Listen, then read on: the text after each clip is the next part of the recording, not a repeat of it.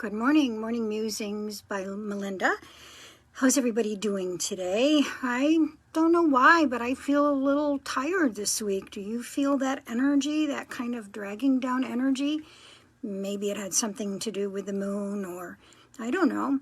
Maybe it's just me, but maybe it's the topic that we've talked about this week, which I find a hard topic to put into a musing since it's got so much to it. But one of the questions that I always get as a medium is, when someone dies by suicide, do they go to heaven? So I just kind of want to pick this apart for just a minute for you. First of all, I want you to know that I have been a medium for 30 years. 30 years. And that's way before the internet, way before social media, way before all this hoopla that's between us that we can give our thoughts and ideas, and some people use the social media like a diary. And so I've been doing this for a very, very long time. And I've talked to many thousands and thousands and thousands of people by this time. Yesterday I was in Texas, I was in California, I was in New York, and I was even in Australia. I actually talk to people from all over the world and tap into their loved ones on the other side. I have never experienced an evil person. I have experienced people who behaved really badly on this side of the veil, were, maybe abusive, and just, had a lot of negativity and insecurity and egocentric behavior and maybe sociopathic behavior and so on. But when they die, they go to heaven. Now, that may sound strange to you because we have this perception that's been given to us by our religions. And I was raised Catholic and I still practice my Catholicism. Now, I don't believe in my Catholicism hook, line, and sinker because of my 30 years of experience. I have integrated some things that I've learned from Spirit along the way. But I just happen to be a person that likes ceremony. So the ceremony of going to Mass helps me to feel closer to God. And I'm actually a very Jesus Christ person. I really am a person that honors and prays to and actually feel like Jesus may be my best friend. I mean, I'm very religious in my nature, but also I have common sense. And common sense tells me that some of the things that are taught to us, including about Jesus, and some of the things in the Bible are just not so. The Bible was created by man who interpreted things that they thought was God's law. And so you have to get into some level of common sense when you're looking at the whole picture of how spirituality works. And you have to look at the common sense idea about what God is. Well, being a Catholic child, I always imagined that God looked like Santa Claus, that he sat on a throne in heaven with a long white beard and maybe a staff in his hand, and that he judged, okay? And he judged this person and that person. And then as I grew up, I started to recognize that that didn't make any common sense. If there is a loving God, that doesn't even make common sense at all. Because I know that judging is a human quality, something that's born out of our ego, something that we learn from generation to generation to generation, something that's here on third dimensional frequency, the earth plane, part of our duality, part of our shadow side. Without our shadow side, we don't learn to embrace our light. So I've come to realize some different things. Now, the only time that I really felt like somebody was evil was when I was giving a reading to a young woman whose husband had her by the throat with a gun to her head, and then he took his own life. And as he appeared from the other side of the veil to this one, he appeared in all full of his ego and his darkness. Now, that's rare. It's in my memory bank, which usually I don't remember readings. I do a number of them a day, and by the end of the week, they all blend together, unfortunately. It's not that I don't feel the hour with you is an intimate hour. I really, really do, and I really feel the love for you at that time. But when you're doing this kind of work, you have to learn the art of detachment so you can move on to the next one. But I remembered this particular situation because the young woman, of course, was so distraught about her husband, and he presented that way. Years later, I got a letter from her that thanked me for the reading and told me that because of the way he presented to her, she knew it was him, and that she had thoughts of taking her own life because of the situation. Which, as we talked about yesterday, oftentimes if you're suffering from post-traumatic disorder from someone else's suicide, it can be a trigger point for your thought process in that regard. But she shared with me because the reading gave her comfort to know that not only was it him, but he was sorry. And that he was safe in being given counsel in heaven, that she moved on and she wanted to let me know that she got married and had a child. It's one of those that happened 30 years ago, but it's in my memory bank. And I so appreciated that feedback from her. And I've learned over time that there is a very fine line that I walk when I'm talking to somebody on the other side of the veil that has died by suicide. Because we don't want to give people the idea that, oh, you die by suicide and then everything is hunky-dory, because that's not true.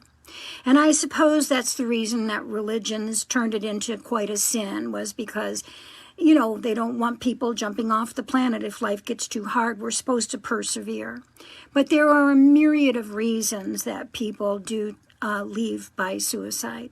And God would never condemn anyone for having that kind of feeling, and that hopeless, helpless feeling where they can't move forward. That's not a loving God. You wouldn't do that to your child. God won't do that to your child, your brother, your sister, your mother, your father.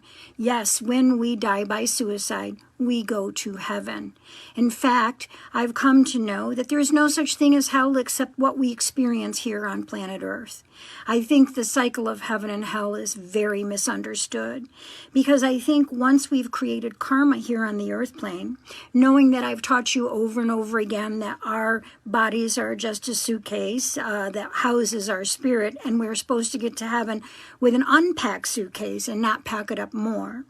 But that when we're here on the earth plane, as we are learning and growing, if we have had a tough situation or a tough lifetime or a tough karmic profile, it just means we've had a tougher time in hell, so to speak. I think this is what hell is. And that after we all leave what we're trying to accomplish here in our learning process and growing our soul and finding a vibrational frequency that allows for kindness and allowance, compassion, and giving, and we get to the other side, if we have had a situation that we haven't achieved what we set out to achieve, we will get the opportunity to come back to hell again, or the reincarnation process. This includes Eastern modalities as far as religion is concerned, combined with Christian modalities, which makes much more sense to me as an omnist, someone that believes that there are basic truths in all major religions, that we need to kind of combine everything into some kind of a common sense balance. So the answer is, if someone dies by suicide, do they go to heaven? Absolutely, without question, they go to heaven. And you know what? When we get to heaven, there are people there that greet us, that come and make it a condition of connection, okay, where their spirits come and say, it's okay. It could be grandpa, it could be grandma, it could be a best friend. It's a loved one that is the meter and the greeter. Okay, and then after one dies by suicide, then there is a period of time where I guess I would say it's called counseling. I think counseling is mandatory in heaven. Catholics would call that purgatory, okay? But it's really not a place where one suffers. When we die, we have a life review, and we see all the things that we maybe avoided, ignored, detached from, or did or didn't do. We really see the whole totality of our life cycle. We feel some of the feelings that we imparted to others, good and bad. And that in itself creates quite an imprint for the soul to see the results of how they behaved on the earth plane. That's why I always say to you, do the right thing even when it's not the easy thing always, and then you'll be okay on the other side of the veil. So, you know, when someone dies that way, they do feel some of the feelings that he or she has left behind with those who have had such a loss. It's very, very, very difficult to be able to find the footing in the grief process when you've lost somebody to suicide. So do they know how much you've hurt? Yes. Do they know how much you love them? Yes.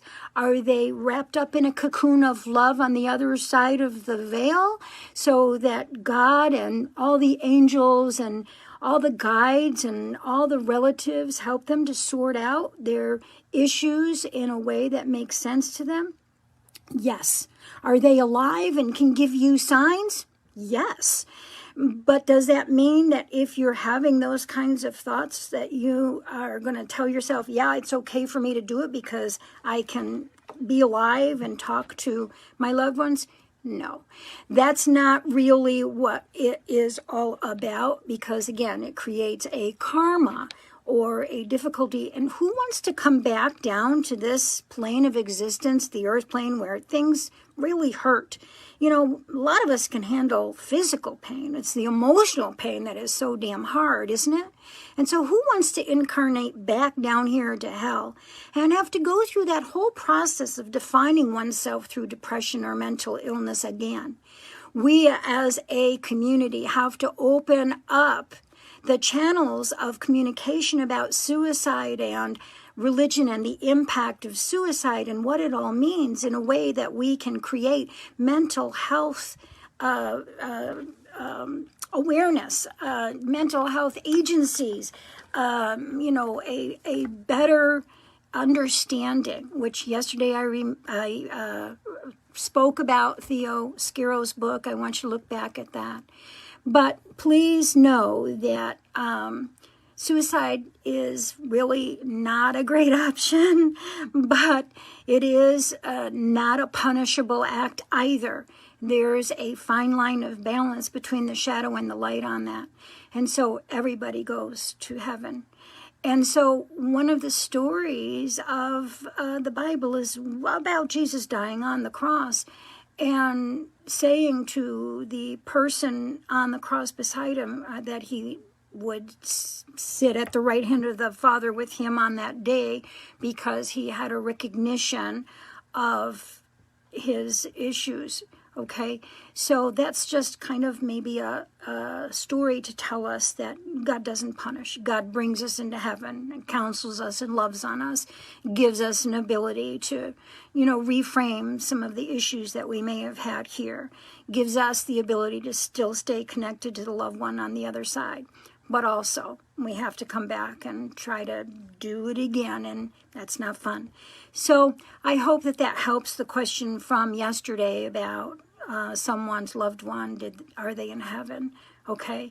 And I hope you understand that there's really no fires of hell. If you think there is, then you're misunderstanding everything that was taught about God and why he sent Jesus and the love that he has for each and every one of us as individual, as our fingerprints, and as connected as the drops in the ocean. Have a great day.